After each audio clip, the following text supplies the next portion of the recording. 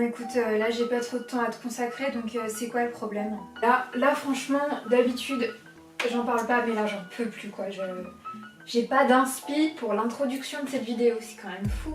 Bah je sais pas, tu vis au milieu d'un cabinet de curiosité, t'as pas une croix qui traîne quelque part? Ouais, une croix, ouais, j'ai ça, ouais. Quoi d'autre? Je sais pas moi, une représentation du Christ? Un truc un peu catho quoi? Une représentation du Christ en plâtre? Oui, ça aussi j'ai. Ça se demandait comment c'est arrivé là. Hein. Bon bah je suppose qu'on va y aller alors. C'est parti! Bonjour à tous, j'espère que vous allez bien. Aujourd'hui et comme chaque semaine, on se retrouve dans une nouvelle vidéo pour en apprendre toujours plus sur le vin à travers des thématiques particulières. Cette semaine, on va discuter d'un événement important dans le monde vitivinicole puisque nous approchons doucement du 22 janvier qui correspond à la Saint-Vincent et la Saint-Vincent, c'est la célébration du saint patron des vignerons. On voit normalement apparaître dans les campagnes et aux abords des villes en tout cas des affiches qui annoncent des célébrations ou des salons par exemple. Bien entendu 2021 en aura décidé autrement. Néanmoins on peut prendre le temps d'apprendre qui est Saint-Vincent, quelle a été sa vie, où est-ce qu'il a vécu et surtout pourquoi et comment est-ce qu'il est devenu le saint patron des vignerons. Nous allons découvrir ça ensemble et sans plus tarder, je vous souhaite une bonne dégustation. Avant de rentrer un peu plus dans les détails, je souhaitais faire un petit disclaimer si je puis dire. Il se trouve que Saint-Vincent bien sûr s'inscrit dans la culture catholique et chrétienne en Europe, donc je vais aborder des questions religieuses et je ne voudrais heurter personne. Plus encore, je préviens que je vais parler de la torture de Saint-Vincent qui a participé justement à ce qu'il soit reconnu comme saint. Tout ça pour vous dire que si vous avez une âme un peu plus sensible, eh bien vous retrouverez en barre d'infos le plan de la vidéo avec les minutes, donc si vous souhaitez avancer un petit peu plus pour ne pas être confronté à ces propos violents, je comprends tout à fait et ma foi je vous souhaite tout de même une bonne écoute. Alors, pour commencer, qu'est-ce qu'un saint patron? Dans une culture catholique, c'est un saint représentant d'une personne, donc soit à travers le nom, soit d'un groupe de personnes, un regroupement qui n'a pas forcément de lien avec une profession, comme ça peut être le cas pour les marcheurs de Saint-Jacques-de-Compostelle par exemple, ou encore, donc je le disais, un représentant de tout un métier, en général plutôt porté vers l'artisanat, comme le métier de vigneron par exemple. Qui était Saint-Vincent? Le Vincent dont on parle est Vincent de Saragosse qui serait né au 1er siècle après Jésus-Christ, donc en 200 et des brouettes, et je vous dis ça de manière absolument floue parce que on ne connaît uniquement que la date de sa mort en 304 après Jésus-Christ. On l'appelle donc Vincent de Saragosse puisque figurez-vous qu'il est originaire de Saragosse en Espagne et qu'il y exerce la profession, si on peut dire, en tout cas considérer ça comme une profession, de diacre à l'église locale. Donc un diacre, pour vous la faire courte, c'est l'assistant du représentant de l'église, donc un prêtre ou que sais-je, dans la paroisse locale. Il se trouve que Vincent est extrêmement bien éduqué, qu'il vient d'une bonne famille et qu'il est très apprécié de sa paroisse, notamment parce que le prêtre représentant donc de l'église catholique qui est censé officier et proposer la messe à l'époque a des problèmes d'élocution, en tout cas selon la légende, et il arrive régulièrement que Vincent prenne sa place et fasse la messe à sa place tout simplement. Donc il est extrêmement connu des fidèles et apprécié de la foule. Petit point historique s'il en est, comme je vous l'ai dit, on est au 1er siècle après Jésus-Christ, donc on est quasiment au balbutiement du début de l'église catholique comme on peut la connaître aujourd'hui. Donc l'Empire romain n'est jamais très loin, en tout cas à cette époque il y a des guerres qui se déroulent et les Romains vont arriver jusqu'à Saragosse. Eh bien ils enchaînent tout simplement Vincent et l'emprisonnent et ils vont donc lui faire subir plusieurs tortures. Le but étant bien sûr de briser un homme et de le défaire de toutes ses conviction païenne, comme il était employé comme terme à l'époque, puisque ce n'est pas la culture religieuse dominante, et donc Vincent sera confronté à des tortures absolument atroces de façon à pouvoir abandonner le Christ donc dans lequel il avait foi. Je me permets ici une petite parenthèse, il se trouve que le nom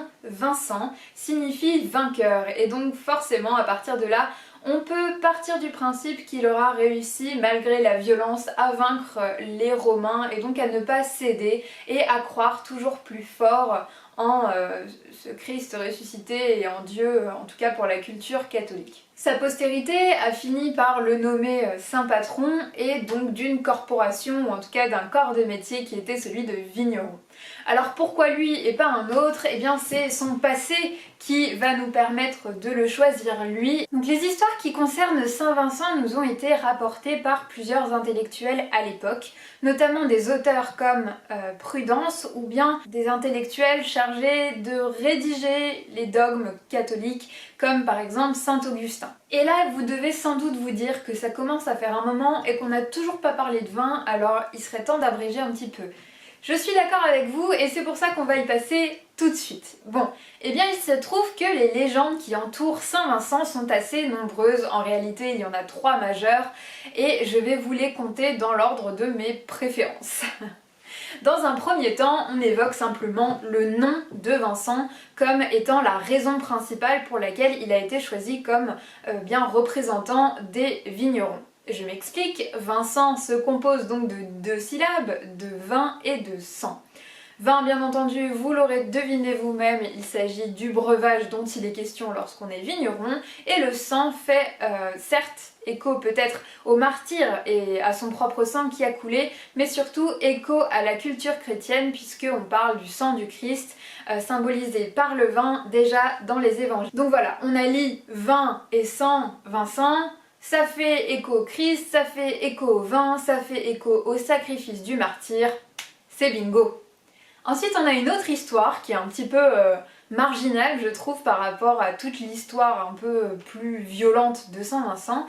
C'est celle d'une conversation. Il se trouve que Vincent de Saragosse se promenait régulièrement avec son âne dans les campagnes pour discuter avec des gens qu'il croisait sur son chemin. Un jour, il se promène comme à son habitude et s'arrête au milieu des vignes pour discuter avec un homme qui entretenait les rangs. Pendant qu'il était en train de converser avec ce monsieur, son âne, voyant le temps passer sans doute, s'est mis à brouter de l'herbe qu'il y avait dans les rangs et progressivement a commencé à brouter bien les pieds de vigne ou en tout cas la vigne en elle-même. Peu de temps après, les vignerons se sont rendus compte que la vigne qui avait été broutée par l'âne de Vincent de Saragosse a donné beaucoup plus de raisins que le reste de la parcelle. Donc on a un âne, et l'âne de Vincent de Saragosse, qui a été le premier à augmenter les rendements grâce à la taille. Et donc pour cela, on a lié Vincent de Saragosse au vin. Mais c'est la dernière situation qui visiblement remporte l'unanimité, et en tout cas qui est la plus connue lorsque l'on parle de Vincent de Saragosse. Comme je vous le disais, les Romains débarquent en Espagne et ils s'en prennent à Vincent. Ce dernier est premièrement enfermé dans une prison, bien entendu, jusqu'à connaître de nombreuses tortures. Parmi ces supplices, on compte notamment le supplice du chevalet. En gros, c'est une personne qui est allongée sur une planche en bois, les membres accrochés en croix. Le bourreau va en fait progressivement actionner le mécanisme qui va écarteler la personne. Ensuite on a également le supplice des plaques brûlantes, donc ce sont des plaques de fer chaud sur lesquelles Saint Vincent est forcé d'être allongé, donc il est brûlé vif. Après des jours et des jours de torture, Vincent est de nouveau enfermé dans cette géole, mais celle-ci est recouverte de tessons de verre, donc il n'a aucun répit dans sa prison. Et pour finir, les gardes romains auront décidé de laisser l'homme en pâture aux animaux en laissant le corps de Vincent, donc mort, sur la place publique afin de montrer l'exemple à la population qui oserait croire en la Bible, en Jésus-Christ, etc. Donc Vincent est passé par toutes ces étapes afin de renier sa foi et jamais, à aucun moment, il n'a renié Dieu. Et c'est en ce sens qu'il a été nommé, à juste titre finalement, martyr et donc saint patron. Je ne vous raconte pas ces moments de torture pour le plaisir, loin de là. C'est surtout pour qu'on puisse faire des parallèles. D'un côté, on a un raisin qui a besoin d'être pressé, broyé de manière à laisser couler le jus afin de créer le vin, et de l'autre, on a une personne qui est broyée tant physiquement qu'émotionnellement. Premier lien. Ensuite, encore une fois, le sang a coulé, comme le sang du Christ avant lui, et donc cette représentation qui a été rapprochée du vin compte énormément dans ses significations. Et plus encore, on a tendance à dire que plus la vigne souffre, plus elle donnera des raisins de qualité qui feront forcément un vin de qualité. Et là encore, on ne peut que trouver un lien entre Vincent de Saragosse qui aura souffert pour sa religion et le vin à base de vigne finalement qui aura souffert. Alors Saint Vincent dispose de différents et nombreux surtout attributs qui lui permettent d'être distingué dans les iconographies des autres saints. Je vous le disais, ils sont nombreux puisque dans les représentations les plus complètes de lui, il a tous ces instruments de torture qui l'entourent. On comptera donc d'énormes pierres qui ont permis de lui broyer les os. On compte également la croix Saint-André qui est cette croix en X sur laquelle les prisonniers étaient attachés pour être maltraités. On a également ce qu'on appelle la palme des martyrs, c'est une espèce de feuillage qui ressemble à des branches de palmier, donc qui permettait de fouetter en fait les membres de l'église catholique. Et également on a la serpette, donc qui est un instrument aujourd'hui utilisé dans les vendanges pour ramasser le raisin, qui est une espèce de sécateur plus adapté au ramassage des raisins. Cette serpette était également un instrument de torture puisqu'il était coupé, scalpé, tout ce que vous voulez. Et enfin, bien sûr, Saint Vincent est représenté majoritairement avec des grappes de raisin. Alors maintenant, bien sûr, on comprend le lien entre Vincent de Saragosse, le martyr, et le métier de vigneron et de la corporation de l'exercice de ce métier-là, mais pourquoi une célébration particulière en janvier? Il se trouve que le 22 janvier est une date assez particulière puisque on est au début de l'année, on a passé le solstice d'hiver, ce qui signifie pour le végétal qu'il est en train d'enclencher un nouveau cycle végétatif, on appelle ça. Comment est-ce que les vignerons aujourd'hui célèbrent Saint-Vincent? Eh bien, comme je vous le disais au début de cette vidéo, ils organisent des célébrations, ils organisent également des salons. Il se trouve qu'en France, il y a une région particulière qui célèbre fort, on va dire, Saint-Vincent, c'est la Bourgogne, puisque au 5e siècle, la Bourgogne a désigné Saint-Vincent comme étant le patron qui représentait la région tout entière. Il se trouve que la Bourgogne est pourvue d'une confrérie qu'on appelle la Confrérie des Chevaliers du Tastevin, qui est un rassemblement de professionnels de la vigne qui célèbre par des chapitres le vin et sa gloire surtout. Et c'est cette confrérie qui organise les célébrations les plus connues lorsqu'il est question de Saint-Vincent. Ça s'appelle la Saint-Vincent tournante. Une famille de vignerons par an est désignée à la Saint-Vincent pour porter l'effigie, la statue de Saint-Vincent toute l'année. La célébration se fait de village en village progressivement, d'année en année. Et il est à noter que la majeure partie des régions viticoles de France célèbrent Saint-Vincent. Pendant ces célébrations, notamment, on peut avoir des discours qui sont organisés et qui ressemblent drôlement à des prières à Saint-Vincent pour lui demander de prendre soin des vignes pendant l'année à venir. Bien entendu, ce début d'année 2021 marque quelques changements dans le programme. Je me suis permise de faire cette vidéo d'une part parce qu'au niveau du calendrier c'était parfait, mais surtout pour que peut-être vous-même vous puissiez rendre hommage à ce Saint-Vincent qui a beaucoup souffert pour que notre vigne se porte bien. Allez, nous en avons à présent terminé avec cette vidéo, j'espère qu'elle vous aura plu et que surtout je vous aurai appris quelque chose. Comme chaque semaine, je vous invite à replacer ces informations dans des conversations que vous aurez, et je pense que le 22 ça ne sera pas très compliqué.